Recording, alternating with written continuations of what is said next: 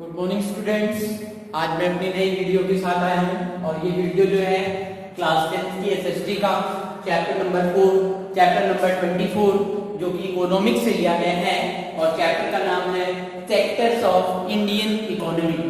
फिर से बता देता हूँ, आज हम लोग जो है क्लास 10th की एसएसटी का चैप्टर नंबर 24 देख रहे हैं, जो चैप्टर इकोनॉमिक्स से लिया गया है और चैप्टर का नाम है सेक्टर्स ऑफ इंडियन इकोनॉमी। तो इंडियन इकोनॉमी के सेक्टर्स के बारे में आज हम लोग पढ़ने जा रहे हैं। यहाँ पर 4 पॉइंट पर आज की वीडियो में हम लोग डिस्कशन करने जा रहे हैं। पहला है अनऑर्गेनाइज्ड सेक्टर, या यूं कहें तो यहाँ पर जो है हम डिवीजन करेंगे, डिवीजन ऑफ द सेक्टर, या यूं कहें तो division of sector as organised and unorganised. यहाँ पर ऑर्गेनाइज्ड और अनऑर्गेनाइज्ड सेक्टर्स में हम लोग जो है डिवीजन करेंगे। तो पहला पॉइंट पढ़ेंगे, या पहले पॉइंट का डिस्कशन होगा जिसे हम कहते हैं ऑर्गेनाइज्ड सेक्टर। दूसरा पॉइंट है अनऑर्गेनाइज्ड सेक्टर, यानी कि एक ऑर्गेनाइज्ड सेक्टर के बारे में पढ़ेंगे तो दूसरा अनऑर्गेनाइज्ड सेक्टर के बारे में पढ़ेंगे। तीसरा पॉइंट है protection of worker in unorganised sector. जितने भी अनऑर्गेनाइज्ड सेक्टर हैं वहां पर जो वर्कर्स काम करते हैं उनका प्रोटेक्शन किस प्रकार से किया जाता है, उसके पॉइंट पर डिस्कशन करेंगे। और लास्ट में पढ़ेंगे sector in term of ownership. यहाँ पर पब्लिक सेक्टर और प्राइवेट सेक्टर को पढ़ेंगे। दो चीजें यहाँ निकल कर आएंगी, एक होगा पब्लिक सेक्टर और दूसरा होगा प्राइवेट सेक्टर। तो इस प्रकार से आज की वीडियो में इतने पॉइंट पर डिस्कशन करना है। तो चलिए ऑर्गेनाइज्ड सेक्टर को समझते हैं कि ऑर्गेनाइज्ड सेक्टर क्या होता है। तो चलिए ऑर्गेनाइज्ड सेक्टर की अगर बात करें तो ऑर्गेनाइज्ड सेक्टर में ऐसे एंटरप्राइजेज आते हैं, ऐसी जगह आते हैं जहां पर रेगुलर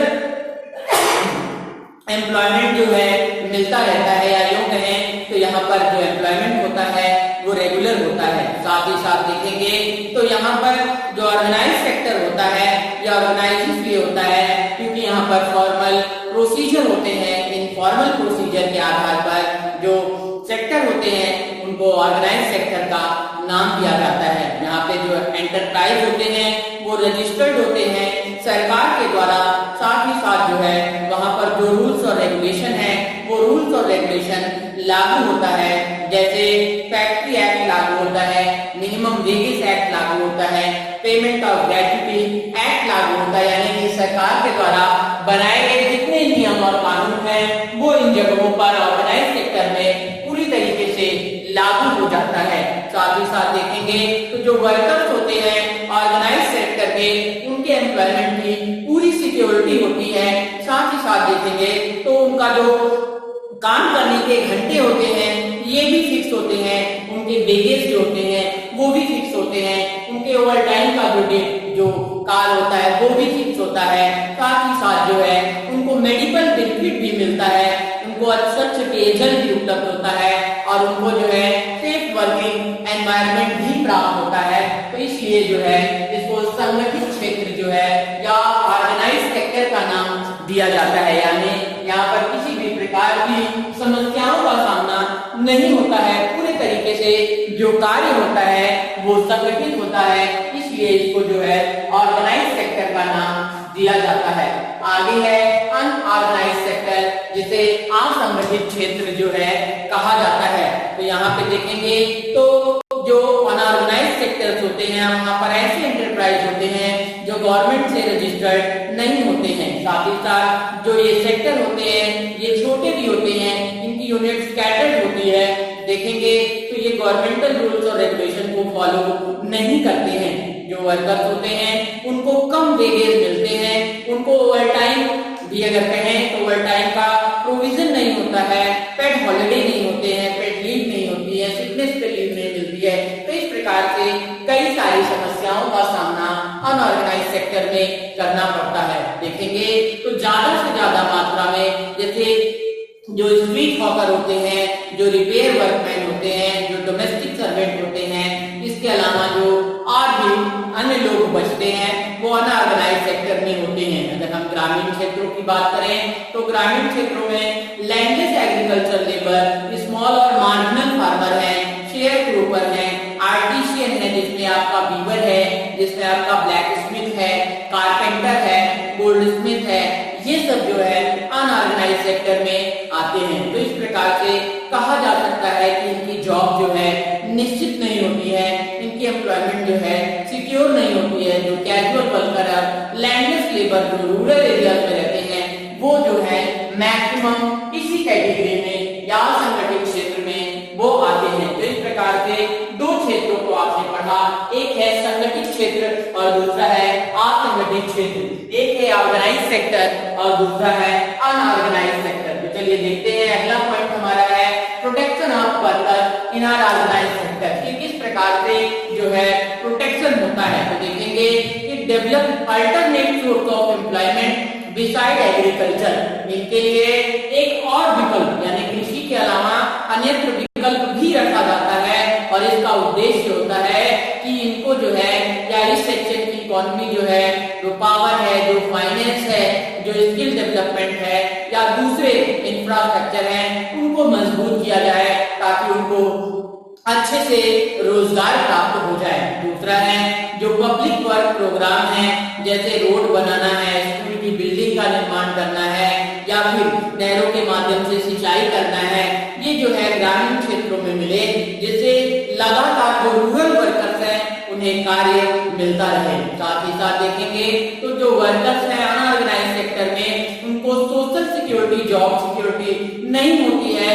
जो गवर्नमेंट है लगातार देखेंगे तो कुछ ना कुछ कॉन्ट्रिब्यूशन उनको प्रदान करती है जिससे कुछ ना कुछ जो है उनको जॉब मिलता रहे। तो इस प्रकार से आपने देखा कि कुछ गवर्नमेंट की नीतियां बनाई जाती हैं, ये गवर्नमेंट की नीतियों के कारण जो वर्कर्स होते हैं अनऑर्गेनाइज सेक्टर में उनको प्रोटेक्शन मिलता है।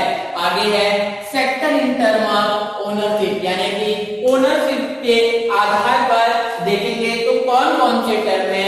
ओनरशिप के आधार पर अगर हम टर्म की बात करें तो दो चीजें यहाँ पे निकल आती हैं। देखेंगे तो जितनी भी इकोनॉमिक एक्टिविटीज होती हैं, इकोनॉमिक एक्टिविटीज को देखेंगे तो यहाँ पर दो भागों में बांटा जाता है, एक है पब्लिक सेक्टर और दूसरा है प्राइवेट सेक्टर। अगर हम पब्लिक सेक्टर की बात करें तो पब्लिक सेक्टर में गवर्नमेंट ओन एसेट्स आते हैं, जिसमें देखेंगे तो आपका इंडियन रेलवे है, जिसमें आप देखेंगे तो हेल है, जिसमें आप देखेंगे तो अन्य जो है उद्योग इसके अंदर में आते हैं, जैसे हिंदुस्तान लीवर है, जिसे आप टिस्को कहते हैं, Tata iron and steel company. तो ये सारी चीजें जो है प्राइवेट सेक्टर जो है पब्लिक सेक्टर में आती हैं। अगर आप भारत की बात करें तो जो पब्लिक सेक्टर है, इस पब्लिक सेक्टर में माइनिंग है, पावर जनरेशन है, हेल्थ केयर है, एजुकेशन है, ये सारी चीजें आती हैं। और अगर आप देखें तो डेवलपमेंट के लिए ये कोर एक्टिविटी होती है। आगे हम बताना चाहेंगे रोल ऑफ पब्लिक और गवर्नमेंट सेक्टर, क्या रोल होता है। इस रोल को देखेंगे तो पहला रोल होता है कि इंफ्रास्ट्रक्चर को मजबूत करने में, संस्थागत ढांचों को मजबूत करने में, जैसे मीन्स ऑफ ट्रांसपोर्ट है, पावर है, कम्युनिकेशन है, हैवी इंडस्ट्रीज है, ब्रिज बनाने का काम है, रोड और रेलवे की सुविधाएं हैं। तो ये सब इंफ्रास्ट्रक्चर के अंदर में आता है। और जितने भी प्राइवेट या फिर पब्लिक या फिर गवर्नमेंट सेक्टर की देखेंगे तो ये जो है काम इनका होता है। साथ ही साथ जितने भी बैकवर्ड रीजन हैं उन बैकवर्ड रीजन को डेवलप करने में भी काम आते हैं। साथ ही साथ देखेंगे तो प्राइवेट सेक्टर में जैसे स्मॉल स्केल इंडस्ट्री या फिर और एम्प्लॉयमेंट जनरेट करने का भी इनका काम होता है। साथ ही साथ support farmer by buying food grain, यानी कि यानी को खरीदते हैं कम से कम दामों में जो है देखेंगे तो ज्यादा से ज्यादा दामों में लेकर और कम से कम दामों में उपलब्ध कराने का भी काम होता है। साथ ही साथ स्वास्थ्य सुविधाएं, शिक्षा प्रदान करने का भी काम होता है। इस प्रकार से देखेंगे तो माल न्यूट्रिशन या high mortality rate, unsafe drinking water, lack of housing, ये सारी चीजों से भी डील करने का जो काम होता है वो जो है आप देखेंगे तो पब्लिक सेक्टर का होता है। तो इस प्रकार से आज की वीडियो में इतना ही। आगे अगर आप देखेंगे तो जितने भी आपके वेरी शॉर्ट आंसर क्वेश्चन हैं वो आप करेंगे शॉर्ट में 1, 3, 5 और 6।